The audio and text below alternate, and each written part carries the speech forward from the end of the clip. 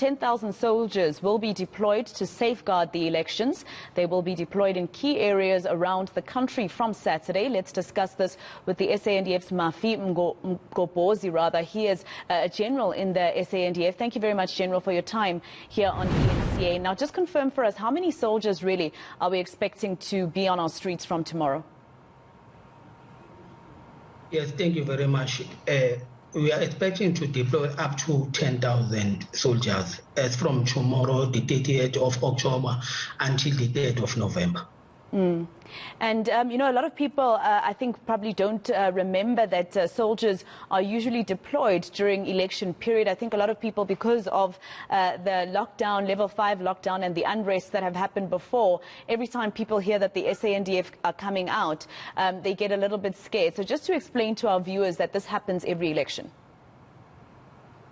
Yes, in every election, the South African National Defence Force, we always deploy our soldiers to help, in particular, in transporting of the ballot papers in the places where it's difficult to reach, where our Air Force help the IEC to transport. And then we always be on standby for anything which can happen in the election. This year, we are going to deploy our troops, our soldiers, on the national key point areas and strategic of critical infrastructure of national importance.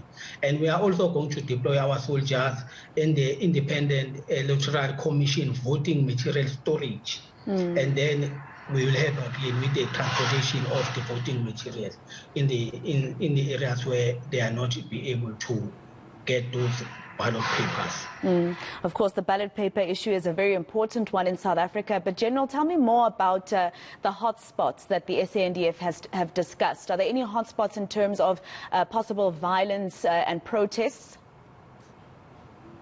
Yeah, what can I say is that South African National Defence Force, we are in support of the police. As the Minister mentioned, 300 hotspots. As a Defence Force, we are going to be in support of the police in those hotspots and in the other areas. I think there are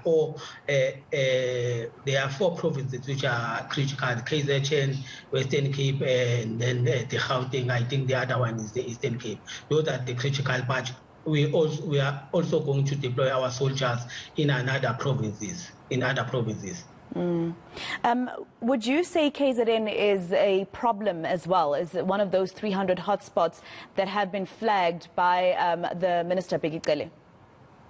And which areas exactly? Yes, according to Minister he mentioned the KZN, but for me it would be difficult to divulge the areas where our soldiers they are going to deploy, but for security reasons. But I want to assure the community and the public that our soldiers are there to ensure that there is a free and fair election. We will deploy in any place where there is the need for us to deploy the South African National Defence Force. And just very quickly, General, if you could maybe just let us know, if you can, of course, the budget that comes out for the SANDF to assist the police with law and order. Yeah, I think the budget, it was mentioned in the Parliament, we are going to use more than 47 million. That budget is coming from our own budget as the South African National Defence Force. We're going to scramble in our budget, which we have, and then we'll use that budget to deploy our soldiers. It's about over 47 million, as each was stated even in the letter of deployment from the President.